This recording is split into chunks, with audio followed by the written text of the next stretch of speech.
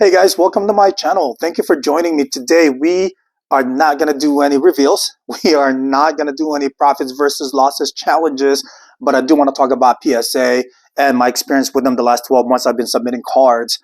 You guys know before the memberships to get all the discounts and the monthly promo that they have and the holiday special that they have, you have to be a member. And back then, when I first joined, it was January of last year, 2024. It was only $99. And by July, I think it was July of last year, 2024, they raised it to $149.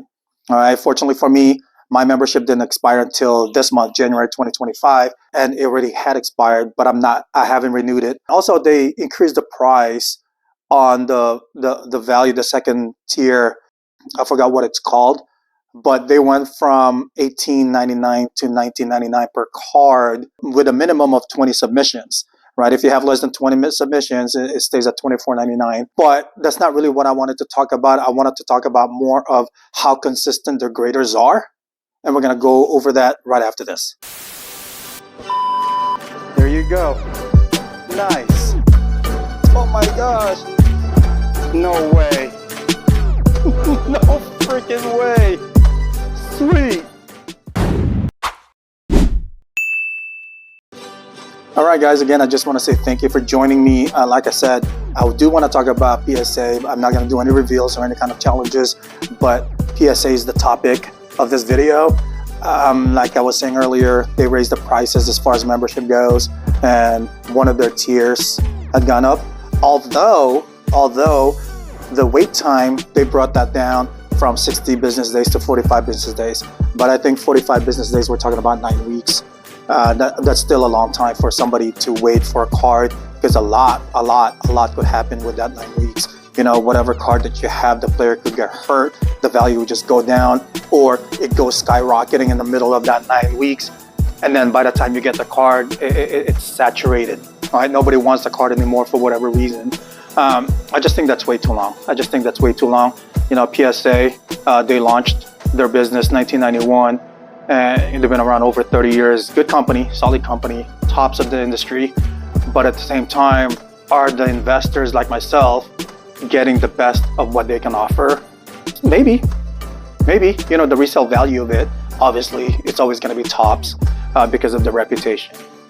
Right. However, the question that I experienced the last 12 months being with them is the consistency of their grading service. You know, I have a few cards that I want to share with you guys that came back to me. First time submission came back at 9 when I thought it could have been better than that. So I actually cracked them open, resubmitted them, and they came back at 10. But you know, it happens once in a while, and I do understand they have different people grading different cards, and some people might be more lenient than others. But that's the point I'm trying to make. How consistent are they? All right, let's start with the first card that I submitted.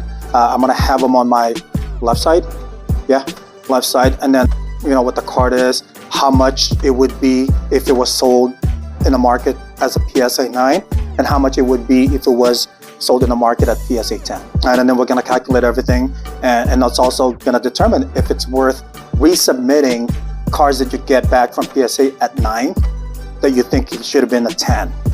All right, so the first card I want to share with you guys is this 2023 Obsidian Green Electric Edge Auto Bilal Coulibaly with the Washington Wizards. So I bought this raw from eBay, and I submitted it. I thought it was super clean. The window of it is clean. The corners, the edging, the back surface. You know, a couple of lines, but I didn't think it was big enough because it wasn't hitting the player at all. It was on the solid color part of the card that the line was on. It came back to me as a 9, and I looked at it before I cracked it. I really looked at it, make sure it's worth cracking, because I thought it was going to be a 10. So I cracked it and resubmitted it and came back at 10.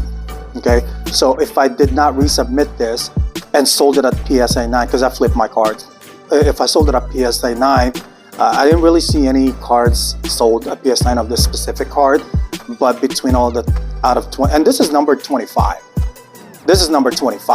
So I just made a guesstimate of how much it would have been at PSA 9, which I was thinking $125. Okay, which is not bad, $125. I paid $40 for it. Okay, I paid $44 plus the PSA fee, and I'm gonna calculate that as well. I resubmitted it, came back to me as a 10 the second time, all right? And I was able to sell it for $233.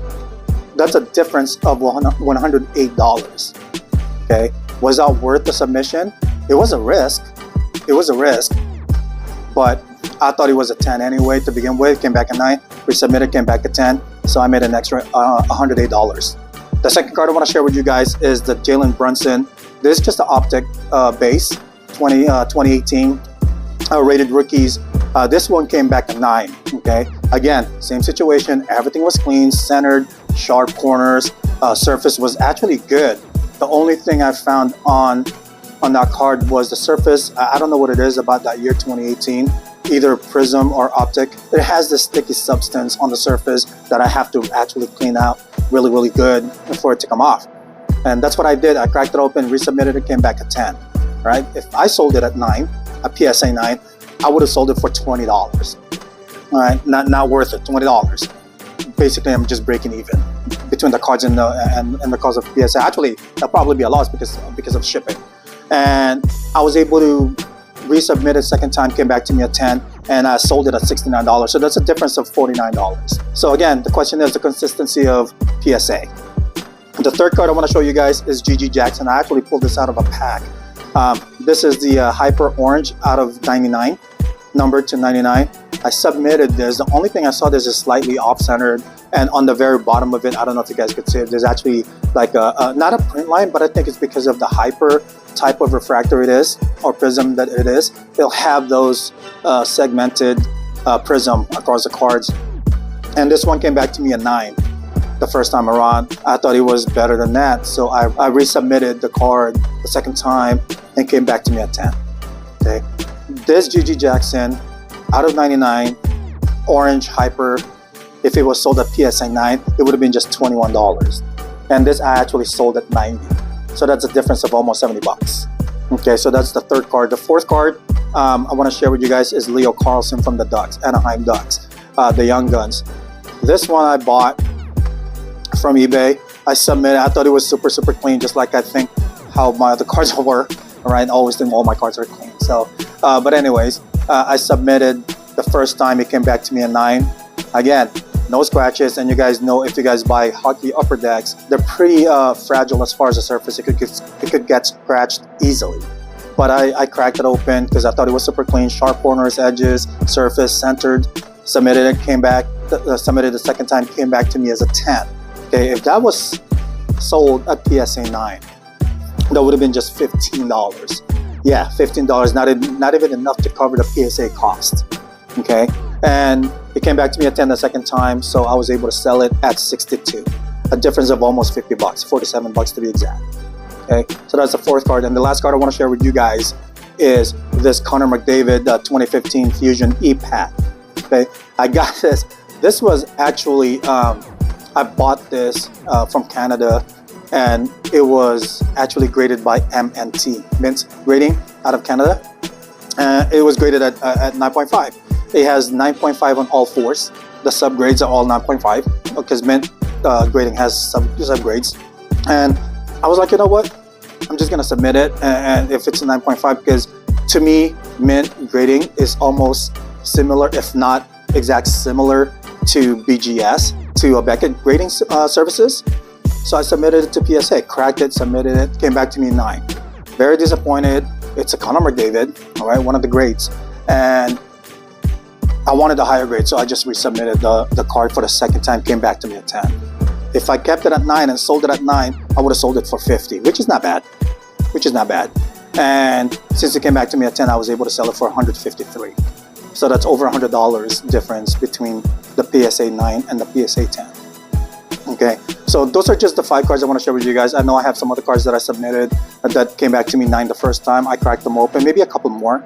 I just want to see. I just want to test the water. But you know, the bad part about doing that is it can cost a lot of money. So I wouldn't really recommend resubmitting PSA 9s, because if it comes back to you as a 9, you know, you just basically double your PSA cost. Make sure it's enough that, my thinking is, if you submit it, it comes back to you a 9, and then if you resubmit it again, just make sure that if it does come back a 9, that you can still sell it for profit. Okay, you don't want to keep sending the same cards over and over to PSA. It keeps coming back at a 9 or lower, and you're just losing money. Right? That's not. I mean, if you have a lot of money, you can do that. But I'm not in the business. I don't flip my cards for losses. I try not to. Okay, I try my best to make some profit off of it. But all in all, and the specials that PSA has been having on a monthly basis, it's gone up. They used to be, hey, for this month, for such and such date of the card, it's only $15.99 per card, minimum of 10, declared value of whatever. And a lot of these cards were submitted through monthly specials that they have. I just kind of ballpark the $17 per card. So the first time, $17 for this 5 cards, it cost me, or $17.99, whatever. It cost me about $87 or so. That's my cost, total cost. If I sold everything at PSA 9, minus the cost and the shipping of the PSA grading, I would have profited $143, okay? Because they're all PSA 9. However, since I resubmitted it for the second time, so that's just basically doubled my grading fee with PSA. So we're talking about $170 or something like that, twice a grading fee. And they all came back 10, and I sold them the price that I mentioned. That's a profit of $432. That's a difference of $288 between the PSA 9 and the PSA 10. That's pretty big. You gotta see what card that you're trying to do that with. If it's worth, then if it comes back to you 9, can you still be profitable? Because one thing about PSA, they take forever, man. They take forever. You could be waiting for two months, 2.5 months, maybe even 3 months sometimes. And like I said, a lot of things could happen between that time that your car is being graded. It could work to your benefit or against you. It's one of those things where, is it still worth having the membership with PSA at $150 for your car to be graded inconsistently? But since they're number one, they're the biggest, right? What options do we have? What other options, the alternatives that we have? Well, there are other grading companies out there. You guys know SGC, BGS, right? You have CGC, you have HGA, you have TAG, you have Mint, you have KSA from Canada, and ISA, and all these different cards, but they don't hold the value that PSA graded card holds. But check this out. What I'm going to start doing and play around with is through SGC, because I used to submit a lot of cards with SGC, and they come back to me in like 3 weeks, right? Turnaround. Right? I send it out 5 to 10 days and it comes back to me 3 weeks, right? Meaning I could sell it right away, but lower value than the PSA. Okay. Now, which would be better? Again, this would depend on the card. Where if you submit a lot to SGC, they come back to you, you could sell them right away and not have to deal with, hey, what if this player gets hurt? Why if this card goes down? What if and all that stuff that you don't have to worry about. You could basically just, you get them and then you sell them, you flip them, right? They might be, the way my experience is with PSA versus SGC is about 30% less.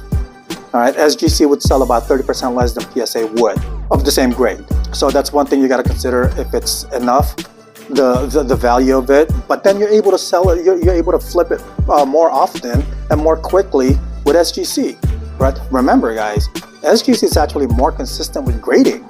That's at least my experience, right? I can't really speak for everybody, but also PSA parent company, Collectors Holdings or Collectors Universe, is actually bought out SGC as well. So SGC's parent company is now Collectors Holdings or Collectors Universe, which is also PSA's parent company. So now, with that being said, does it still make SGC a lower brand compared to PSA when they're actually more consistent, a lot less expensive, and a much faster turnaround time, right? So you're talking about 3 weeks versus 9 weeks.